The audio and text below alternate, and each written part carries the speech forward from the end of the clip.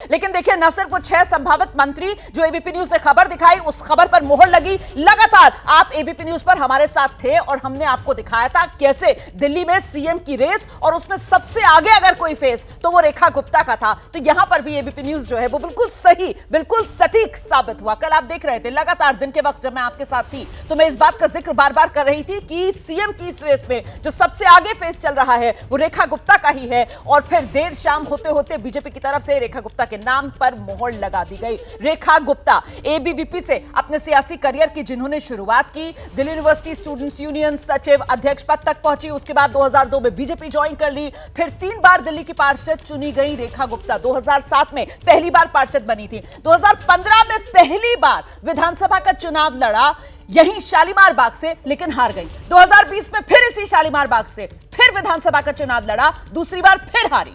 Party ने तीसरी बार फिर भरोसा जताया, 2025 में फिर से रेखा गुप्ता को इसी शालीमार बाग सीट से चुनाव मैदान में उतारा। और देखिए 2025 में रेखा गुप्ता की किस्मत कैसे पलटी।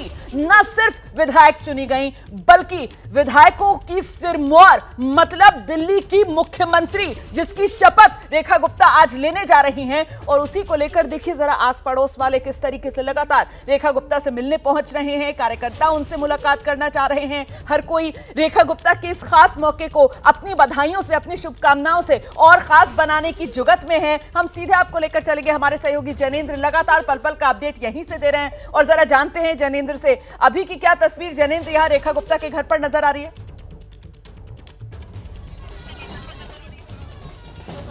देखिए रोमाना, सबसे पहले तो मैं आपको दिखा दूं जो गली की तस्वीरें हैं। बैंड बाजे वाले जो पिछले लाइव में मैंने आपको दिखाया था वो गा रहे हैं, बजा रहे हैं और लोग यहाँ पर खुशियां मना रहे हैं। रेखा गुप्ता सुबह से ही समर्थकों से मिलजुल रही थी, सबसे शुभकामनाएं ले रही थी और अभी अभी वो अब अपने घर के अंदर गई हैं। जाहिर सी बात है उन्हें 3 घंटे के अंदर अंदर शपथ लेनी है, उन्हें तैयारियां करनी है।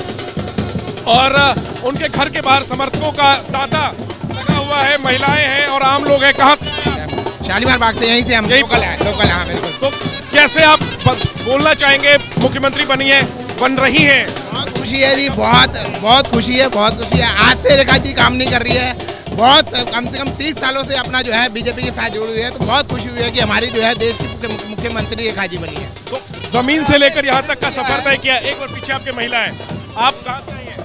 मैं यही शालीमार बाग में रहती हूँ। रेखा जी से इसलिए मिलने आई हूँ क्योंकि ये हमारे गाँव की है, जुलाना की, और इन्होंने दिल्ली के साथ साथ हमारे गाँव जुलाना का भी नाम रोशन करा है। मैं स्पेशल इसलिए आई और ये बहुत अच्छी मुख्यमंत्री साबित होगी देश के लिए। मैं इतनी खुश हूँ ना बता ही नहीं सकती। दिल्ली के साथ हरियाणा का नाम भी रोशन कर दिया करेगी क्योंकि हमारे गांव जुलाना की है, इसलिए मैं और भी बहुत खुश हूँ और मैं इनको बहुत बधाई देना चाहती हूँ। क्या उम्मीद है इनसे, क्या इनको करना चाहिए? सबसे पहले ये मतलब दिल्ली के लिए ना बहुत कुछ करके दिखाएंगी, बहुत कुछ। यहाँ की जो गरीबी है उसको भी मिटाने की कोशिश करेगी। और जितने तो ये हरियाणा से आई है रेखा गुप्ता को बधाई देने के लिए। रेखा गुप्ता जिनका जन्म हरियाणा में हुआ, लेकिन कर्मभूमि रेखा गुप्ता ने दिल्ली को अपने बनाया और आज उसी कर्मभूमि में यहां दिल्ली की सत्ता में जो सबसे बड़ी कुर्सी है, मुख्यमंत्री की कुर्सी, उस पर रेखा गुप्ता की ताजपोशी। और हमारी सहयोगी मदिया इस वक्त हमारे साथ जुड़ गई हैं, उनके साथ विजेंद्र गुप्ता जी मौजूद हैं। मदिया, जरा विजेंद्र गुप्ता जी को एक तो बधाई के साथ बातचीत की शुरुआत कीजिए और उनसे पूछिए कि इस नई सरकार में बड़ी जिम्मेदारी के लिए विजेंद्र गुप्ता जी भी तैयार है ना? बिल्कुल बातचीत करते हैं। विजेंद्र गुप्ता जी हमारे साथ हैं। आज तैयार होने में भी सर आपने वक्त लगाया, हम देख रहे हैं, लेकिन सबसे पहले बहुत सारी बधाइयां हमारी तरफ से, स्टूडियो में से भी सबकी तरफ से बधाइयां आपके लिए आ रही हैं। कैसा लग रहा है बड़ी जिम्मेदारी के लिए? मैं समझता हूं कि पार्टी ने जो भी जिम्मेदारी मुझे दी है वो मुझे बखूबी निभानी है और एक बड़ा दायित्व है। दिल्ली विधानसभा को एक अध्यक्ष के रूप में बड़ी जिम्मेदारी हो जाती है। पक्ष और विपक्ष दोनों को साथ लेकर चलना है और एक हेल्दी डिस्कशन वहाँ हो सके, इस पर सबको प्रयास करना चाहिए। कामकाज अच्छे से चले विधानसभा का, ये आपकी जिम्मेदारी रहेगी, आपने जिस तरह से बताया। सर, जब बहुत सारे नाम चल रहे थे, सीएम रेस को लेकर भी चल रहे थे, तो सेटिस्फाई हैं जो पार्टी ने दिया है? देखिए, ये जो कुछ भी है ये सब एक कलेक्टिव एफर्ट्स हैं।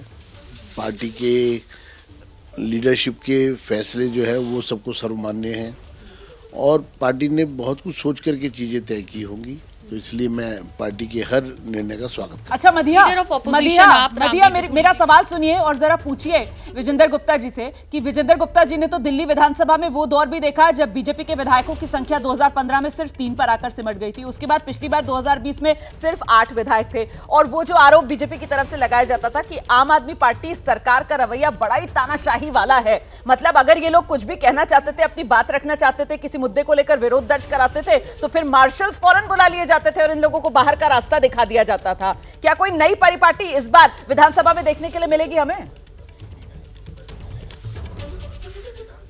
देखिए, एक सवाल रुमाना जी की तरफ से आ रहा है, स्टूडियो से आ रहा है एक सवाल हमारे पास। सवाल यह है कि जब आप लोगों के 3 विधायक थे तब भी आप विधानसभा में होते थे, जब आप लोगों के 8 विधायक थे तब भी आप विधानसभा में होते थे, और उसके बाद आप लोगों की तरफ से आरोप लगाया जाता था कि आपकी बात सुनी नहीं जाती है, वहाँ मार्शल बुला लिए जाते हैं। तो अब आप अपने कार्यकाल में किस तरह से कामकाज करेंगे? ऑपोजिशन की पूरी सुनी जाएगी? देखिए, जो आम आदमी पार्टी का रवैया था, उनकी सरकार का रवैया था, तो लोगों ने उनको नकार दिया और सत्ता से हटा दिया, क्योंकि वो प्रचंड बहुमत से जीत कर आए थे 62 और 67 सीटें। तो उनको एक प्रकार का जो घमंड जिसको कहते हैं ना, कि जिसके कारण सदन की कार्रवाई में कभी हमेशा एक बायस्ड अप्रोच दिखाई दी। ऐसा नहीं होना चाहिए। हम अपने विवेक से निश्चित रूप से काम लेंगे और आम आदमी पार्टी, जिसके बारे में कहा जाता है कि ये लोग जो है एक एनार्किस्ट की तरह व्यवहार करते हैं, एनार्किस्ट लोगों की पार्टी है, तो वैसा सही मैं ये कह सकता हूँ अभी, क्योंकि अभी मैं जिम्मेदारी पर बैठा नहीं हूँ, कि वैसा ही सदन में होता रहा।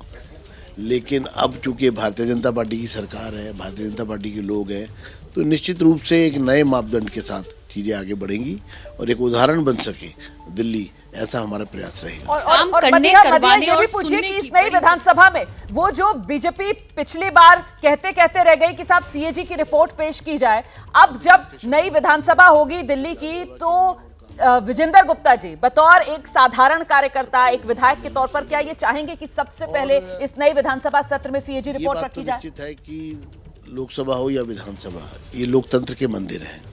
सर, एक और सवाल आपके लिए है। सीएजी की रिपोर्ट पर लगातार आप लोग सवाल उठाते रहे हैं और उस पर चुनावी दौर में हमने देखा, जब चुनाव हो रहे थे तब खूब बढ़ चढ़कर आप लोगों ने उस पर प्रदर्शन भी किया, आवाज़ भी उठाई। तो क्या जब सबसे पहले सदन की कार्रवाई शुरू होगी, सबसे पहले सदन शुरू होगा, तो आप लोग क्या सबसे पहले सीएजी रिपोर्ट को जो है लेके आएंगे विधानसभा? ये पहला दायित्व होगा स्पीकर का, उसको मैं निभाऊंगा और सदन के पटल पर पहले ही सत्र में सीएजी रिपोर्ट रखी जाएगी। देखिए, बड़ी खबर, पहले सत्र में सबसे पहले सीएजी रिपोर्ट रखी जाएगी। विजेंद्र गुप्ता का ये साफ तौर से कहना है, जो कि अध्यक्ष के तौर पर यानी कि विधानसभा स्पीकर के तौर पर जो है अब अपनी जिम्मेदारी संभालेंगे। शपथ ग्रहण समारोह के लिए एक्साइटेड हैं, खुश हैं? कितनी देर में निकल रहे हैं? बस तैयार हूँ, आप कहे तो अभी चलता हूँ आपके साथ। डिप्टी सीएम को लेकर जानकारी मिल रही है क्या? इस बार बीजेपी दिल्ली के अंदर सीएम के साथ साथ डिप्टी सीएम वाले फॉर्मूले पर पुख्ता तौर पर आगे बढ़ने वाली है, इसको लेकर भी जरा जानकारी ले लीजिए जल्दी से। जो मंत्रिमंडल में नाम है, बिल्कुल दर्शकों को यह भी बता दें कि मंत्रिमंडल में जो नाम होंगे वो तो सामने आ गए हैं, लेकिन डिप्टी सीएम को लेकर सर अभी बड़ा कंफ्यूजन बना हुआ है। तो जरा क्लैरिटी दे दीजिए कि आखिर डिप्टी सीएम जो है वो कौन है? प्रवेश वर्मा ही है? सब चीजें आपके सामने आ जाएंगी, कोई इसमें डिले नहीं है। इसमें भी सस्पेंस सर, कुछ तो सस्पेंस? कोई सस्पेंस नहीं है, सब कुछ ऑर्डर में है, बहुत जल्द आपके सामने आ जाएगा, कुछ ही घंटों में। एक सवाल और पूछिए ना, एक सवाल और पूछिए, कहीं ना कहीं एक सवाल और पूछिए। हम समझ रहे हैं कि निकलना है, अच्छा निकल गए हैं विजेंद्र गुप्ता जी। चलिए, बहुत बहुत शुक्रिया मदिया आपका विजेंद्र गुप्ता जी से बात करने के लिए, बात कराने के लिए एबीपी न्यूज के दर्शकों की। देखिए, बड़ी खबर देकर गए हैं यहाँ पर विजेंद्र गुप्ता, वो कहकर गए हैं कि बतौर विधानसभा अध्यक्ष उनका पहला दायित्व रहेगा कि विधानसभा का जो पहला सत्र बुलाएगी बीजेपी, उसमें सबसे पहले सीएजी की रिपोर्ट टेबल की जाए। ये बहुत बड़ी खबर है जो विजेंद्र गुप्ता एबीपी न्यूज पर देकर गए हैं। दुनिया बदल रही है और ये भारत के लिए ला रही है इन्फिनिट अवसर, जिसे हम कहते हैं मिनट इन्फिनिट। आइए आइडियाज ऑफ इंडिया के मंच पर समझें इसी मिनट इन्फिनिट को 21 और 22 फरवरी abplive.com पर।